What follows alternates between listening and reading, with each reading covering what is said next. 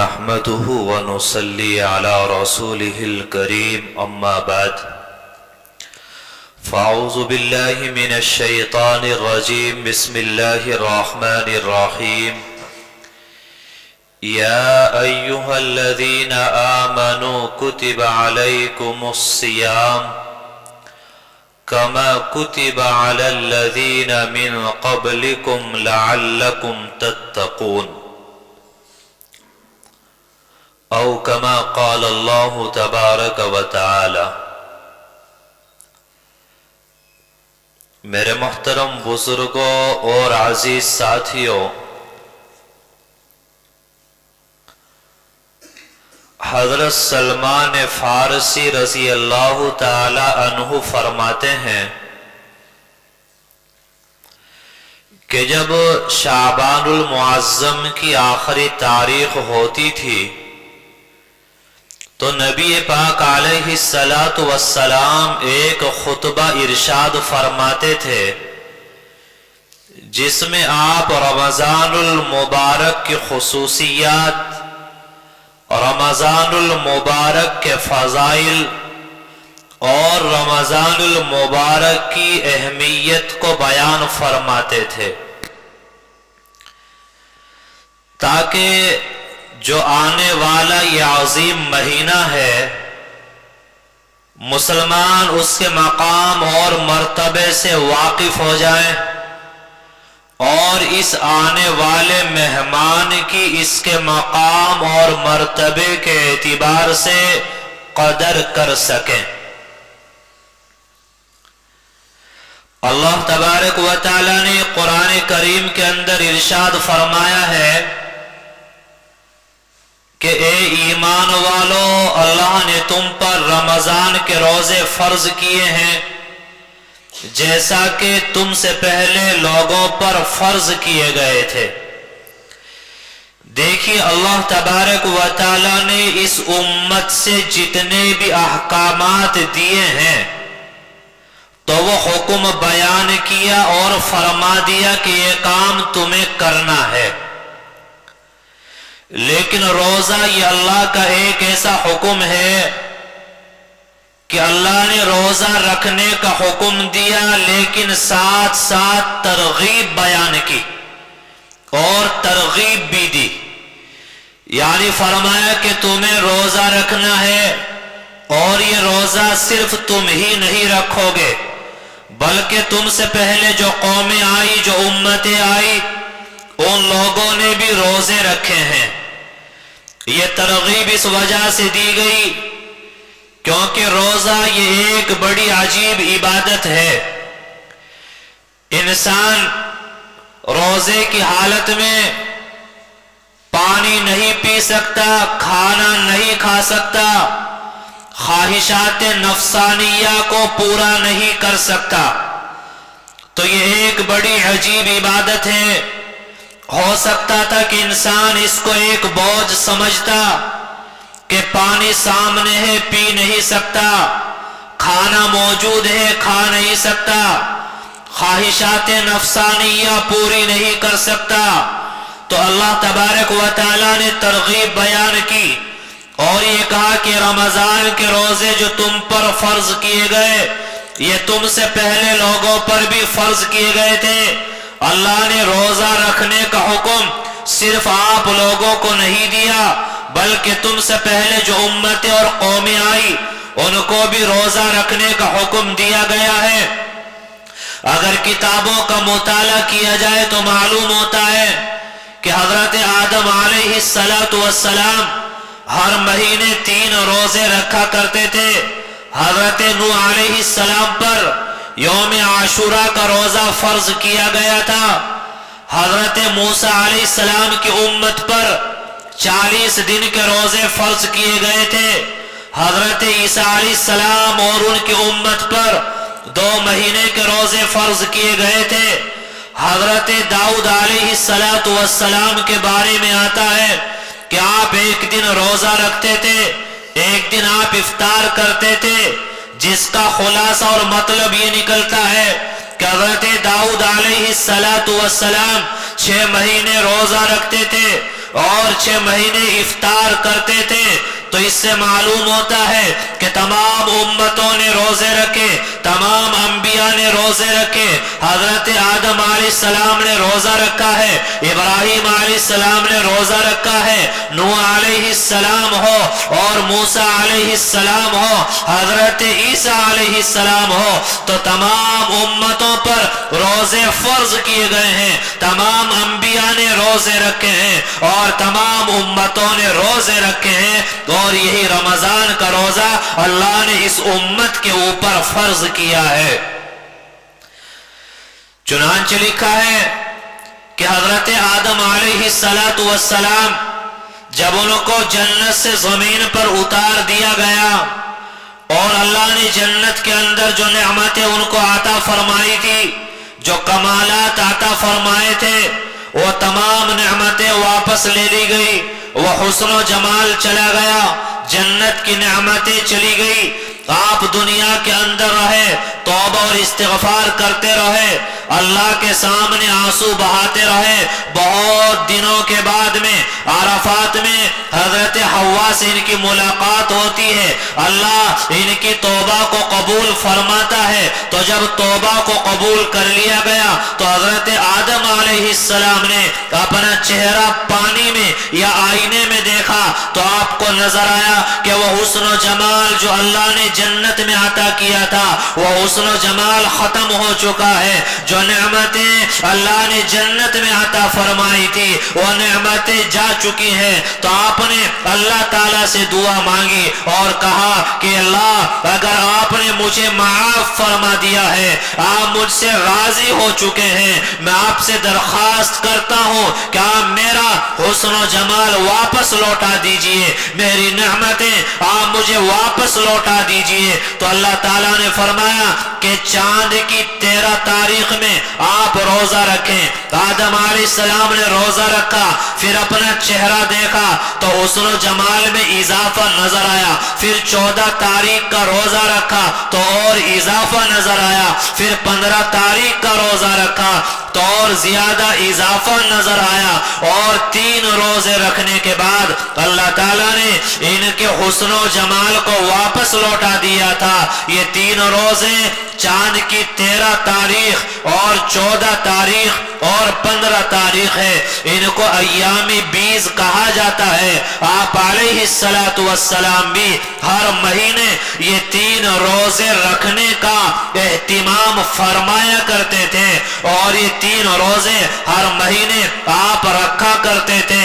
ان کو ایام بیز اس وجہ سے کہا گیا کیونکہ ان راتوں میں چاند بھی بڑا ہوتا ہے اور روشن اور چمکدار ہوتا ہے، اور دن میں سورج نکلتا ہے تو دن بھی روشن ہے اور ان کی راتیں بھی روشن ہیں۔ تو اس وجہ سے ہر مہینے 3 دن کے روزے آپ علیہ السلام رکھا کرتے تھے۔ پھر اللہ تعالیٰ نے اس امت پر رمضان کے روزے فرض کیے، کیونکہ حدیث پاک کے اندر آپ علیہ السلام نے فرمایا تخلقوا باخلاق اللہ، کہ تم لوگ اللہ کے اخلاق اور اللہ کی صفات اپنے اندر پیدا کرو۔ یعنی اللہ یہ چاہتے ہیں کہ جو صفات میری ہے میرے بندے ان صفات کو اپنائیں۔ مثال کے طور پر اللہ کریم ہے، وہ صفت کرم کو چاہتا ہے کہ بندہ اپنے اندر صفت کرم پیدا کرے، دوسروں کے ساتھ نرمی کا برتاؤ کرے اور سختی کا معاملہ نہ کرے۔ اسی طرح اللہ رحیم ہے، وہ صفت رحمت کو چاہتا ہے۔ اللہ ستار العیوب ہے، بندوں کے عیبوں کو چھپانے والا ہے۔ تو اللہ چاہتے ہیں کہ میرے بندے وہ دوسروں کے عیبوں کو چھپانے والے بنے۔ اللہ تعالیٰ غفار الذنوب ہے، معاف کرنے والا ہے۔ تو اللہ چاہتا ہے کہ میرے بندے وہ دوسروں کو معاف کرنے والے بنے۔ تو اللہ یہ چاہتے ہیں جو صفات میری ہے میرے بندے ان صفات کو اپنے اندر پیدا کریں۔ تو جہاں اللہ تعالیٰ کی بہت ساری صفات ہیں، ان میں سے ایک صفت نہیں ہے کہ اللہ کھاتا نہیں ہے، اللہ پیتا نہیں ہے، اللہ خواہشات نفسانیہ سے پاک ہے۔ اگر بندوں کو یہ کہہ دیا جائے کہ آپ نہ کھائیں نہ پیئیں نہ جائز طریقے سے خواہشات نفسانیہ کو پورا کریں تو انسان پریشان ہو جاتا۔ تو اللہ تبارک و تعالیٰ نے یہ حکم دیا ہے کہ جب رمضان کا مہینہ آئے تو رمضان میں صبح صادق سے لے کر اور غروب شمس تک اللہ کھاتا نہیں تو آپ بھی کھاؤ نہیں، اللہ پیتا نہیں تو آپ بھی پیو نہیں، اللہ ہر طرح کی خواہشات سے پاک ہے تو تم بھی رمضان کے مہینے میں صبح صادق سے لے کر اور غروب شمس تک اپنے آپ کو ہر طرح کے کھانے سے اور پینے سے اور خواہشات نفسانیہ سے اپنے آپ کو بچا لو۔ دیکھیے روزہ یہ ایک ایسی عبادت ہے، مثال کے طور پر آپ نماز پڑھتے ہیں، نماز پڑھتے ہوئے آپ رکوع کرتے ہیں تو اللہ رکوع نہیں کرتا، آپ سجدہ کرتے ہیں اللہ وہ سجدہ نہیں کرتا، آپ حج اور عمرہ کرتے ہیں اللہ حج اور عمرہ نہیں کرتا۔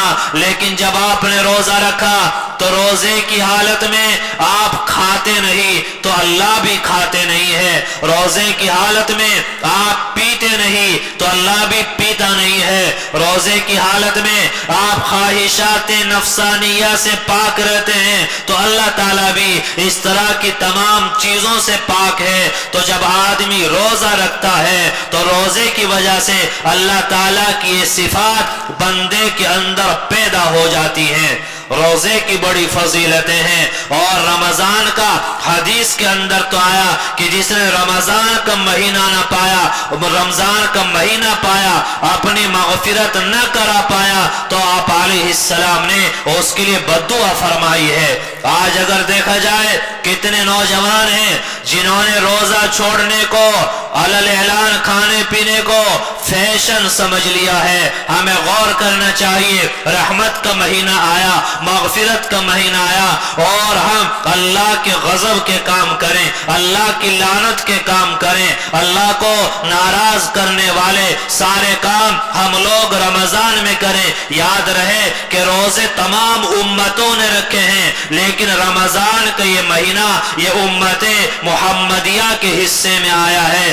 جیسے آسمانی کتابیں بہت ساری ہیں، تورات ہے، زبور ہے، انجیل ہے، تو یہ اور امتوں کے حصے میں آئی لیکن قرآن وہ اس امت کے حصے میں آیا ہے۔ حضرت آدم علیہ السلام سے لے کر اور حضرت عیسیٰ علیہ السلام تک تمام نبی دوسری امتوں کے حصے میں آئے اور نبی آخر الزمان اس امت کے حصے میں آیا ہے۔ تو اسی طریقے سے اور مہینے اور امتوں کے حصے میں آئے لیکن رمضان کا یہ مہینہ یہ اس امت کے حصے میں آیا ہے۔ اگر آپ غور کریں کہ رمضان کا مطلب ہے کیا، شیخ عبد القادر جیلانی رحمت اللہ علیہ فرماتے ہیں کہ اگر آپ غور کریں تو لفظ رمضان اس میں 5 حروف ہیں اور ہر حرف کوئی نہ کوئی پیغام دے رہا ہے۔ جیسے رمضان اس میں پہلا حرف را ہے تو را بتا رہی ہے کہ یہ رحمت کا مہینہ ہے، دوسرا حرف میم ہے وہ بتا رہا ہے کہ یہ مغفرت کا مہینہ ہے اور تیسرا حرف اس میں زاد ہے وہ بتا رہا ہے کہ رمضان یہ جنت کی ضمانت کا مہینہ ہے، چوتھا حرف الف ہے وہ بتا رہا ہے کہ یہ انس اور محبت کا مہینہ ہے، آخری حرف نون ہے جو بتلا رہا ہے کہ یہ نورانیت کا مہینہ ہے۔ تو معلوم ہوتا ہے کہ رمضان یہ اللہ کی رحمت کا مہینہ ہے، مغفرت کا مہینہ ہے، جنت کی ضمانت کا مہینہ ہے، انس اور محبت کا مہینہ ہے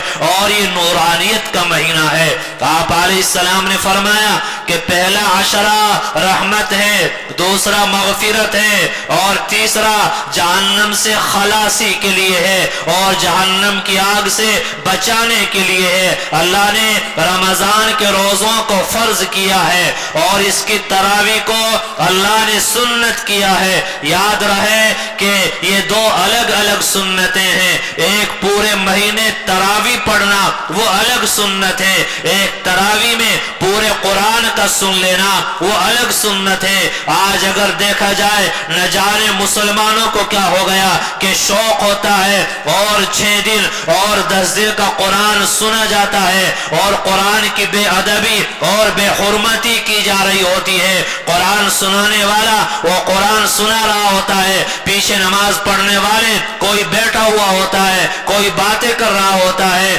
کوئی پانی پینے کے لیے جا رہا ہوتا ہے. میرے بھائیوں، آپ نے کہنے کے لیے تراویح لگائی، آپ نے کہنے کو قرآن سنا، لیکن امام نے اللہ اکبر کہہ کر قرآن پڑھنا شروع کیا. آپ باتیں کرتے رہے، آپ پانی پیتے رہے، آپ ایک طرف بیٹھے رہے، تو جو قرآن اس امام نے پڑھا ہے رکعت تو آپ کو مل گئی، رکوع میں آپ شریک ہو گئے، لیکن جو قرآن اس امام نے پڑھا ہے وہ قرآن تو آپ سے چھوٹ گیا. کیونکہ تراویح میں پورے قرآن کا سننا وہ الگ سنت ہے اور پورے مہینے تراویح کا پڑھنا وہ الگ سنت ہے. نہ جانے کتنے مسلمان آپ کو نظر آئیں گے کہ 6 دن کا یا 10 دن کا قرآن سنا. کسی کو سفر میں جانا ہے، باہر جانا ہے، اجازت ہے آپ 10 دن کا قرآن سنیں، لیکن قرآن کے جو آداب ہیں، جو طور اور طریقہ ہے، آپ ان تمام آداب کو اپنائیں، آپ ان کا لحاظ کریں. یہ باتیں کرنا، پیچھے بیٹھے رہنا، موبائل میں گھسے رہنا، یہ قرآن کی بے ادبی ہے اور قرآن کی بے احترامی ہے، جس کے اندر آج بہت سارے مسلمان مبتلا ہوتے چلے جا رہے ہیں. تو یاد رہے کہ پورے مہینے تراویح پڑھنا وہ الگ سنت ہے. بعض لوگوں نے قرآن سنا، 10 دن میں قرآن پورا کیا، بعد میں تراویح غائب کر دیتے ہیں.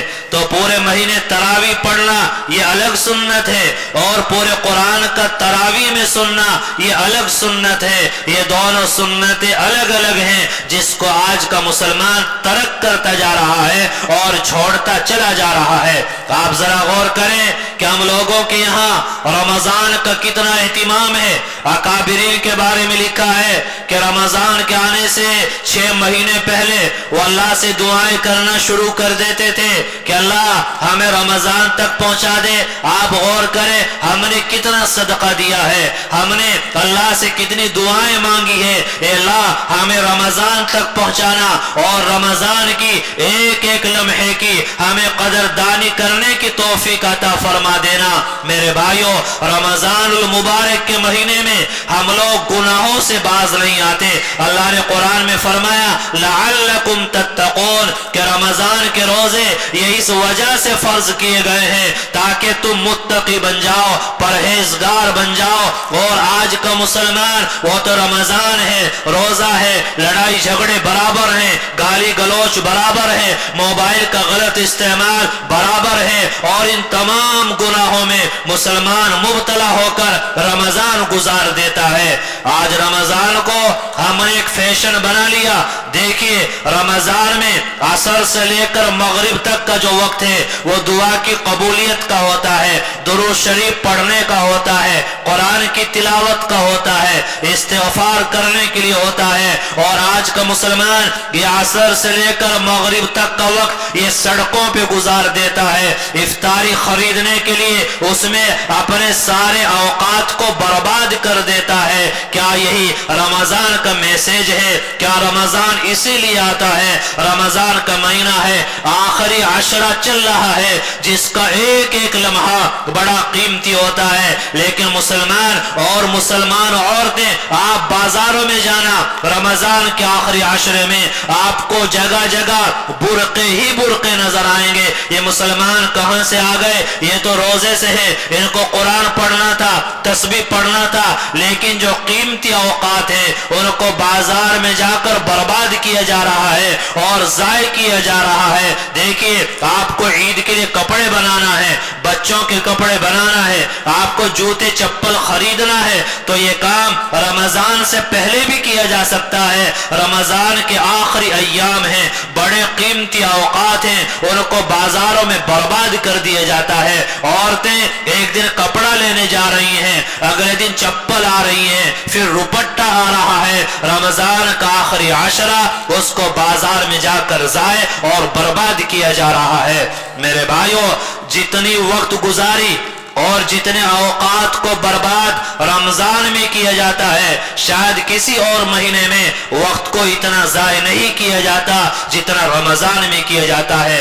आप जरा तवज्जो देना, असर के बाद आपको बाजारों में मुसलमान नजर आएंगे, या टोलियां बनाकर खड़े हुए नजर आएंगे, या बातें करते हुए नजर आएंगे। जब बातें शुरू होती हैं, इधर उधर की बातें आती हैं, गीबतें और चुगलियां आ जाती हैं, तो जैसे रमजान में नेकी का अजर बढ़ा दिया जाता है तो गुनाह का वबाल भी बढ़ा दिया जाता है। इंसान रमजान में नेकी करे 70 गुना ज्यादा सवाब मिलता है, तो अगर कोई बुराई करेगा, कोई गुनाह करेगा, तो गुनाह भी इसी तरह बढ़ाकर उसके नामे आमाल में लिखा जाता है। तो रमजान के आने से पहले हम लोग रमजान की तैयारी करें, और रमजान की तैयारी यह है कि आप जरा ये गौर कर लें, कौन सा काम ऐसा है जो रमजान से पहले आप कर सकते हैं तो उसको रमजान से पहले कर लें। कौन सा काम ऐसा है जो रमजान के बाद आप कर सकते हैं तो उस काम को आप रमजान के बाद करें।